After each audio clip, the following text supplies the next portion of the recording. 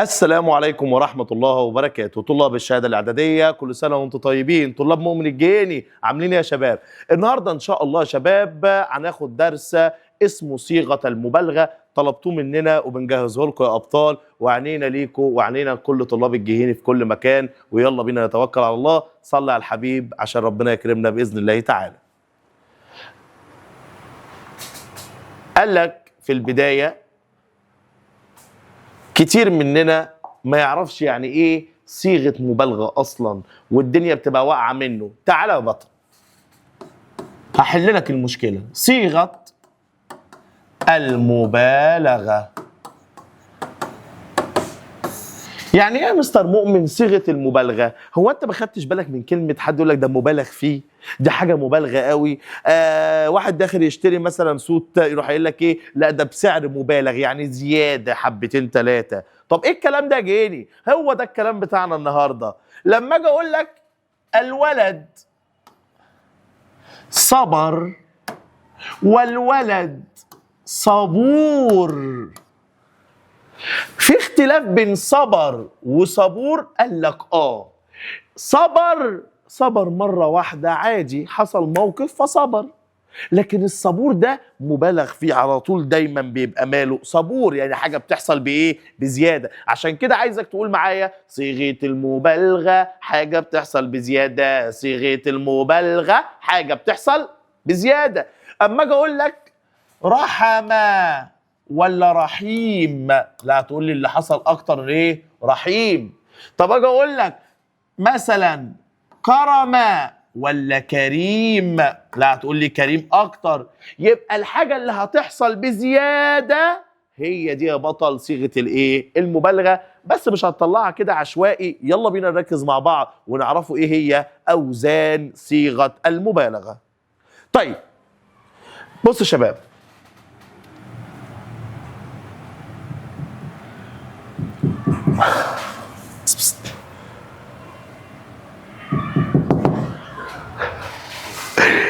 كات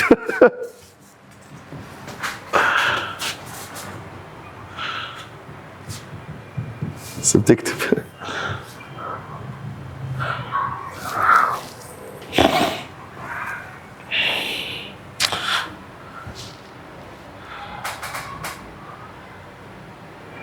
مالها؟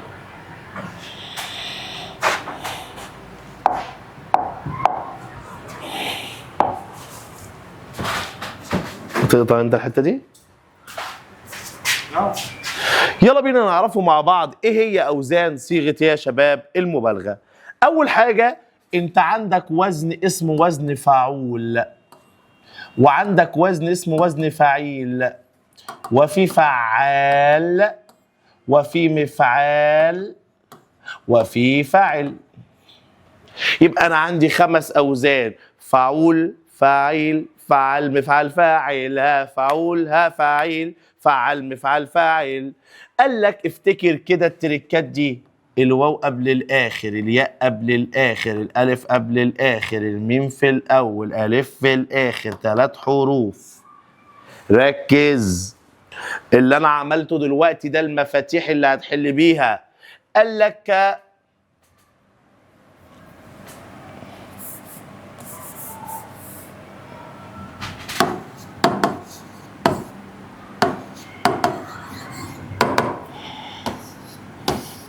بص شباب، اول حاجه وزن فاعول زي كلمه شكور، زي كلمه صبور. كلمه فعيل زي كلمه رحيم، زي كلمه كريم.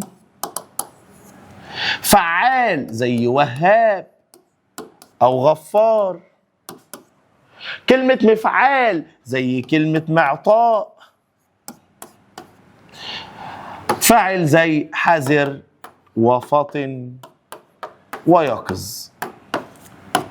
صديقي الغالي، بص ال5 اوزان هتلاحظ حاجه: الشكور كثير الشكر، والصبور كثير الصبر، والرحيم كثير الرحمة، والكريم كثير الكرم، والغفار كثير المغفرة، والمعطاء كثير العطاء. يعني اذا حاجه بتحصل بايه يا بطل؟ بزياده، يعني حاجه فوق الطبيعي. ده صبور على طول، ده رحيمه على طول، ده كريمه على طول، ده غفاره على طول، ده غفور على طول. حاجه بتحصل بايه يا بطل؟ بزياده.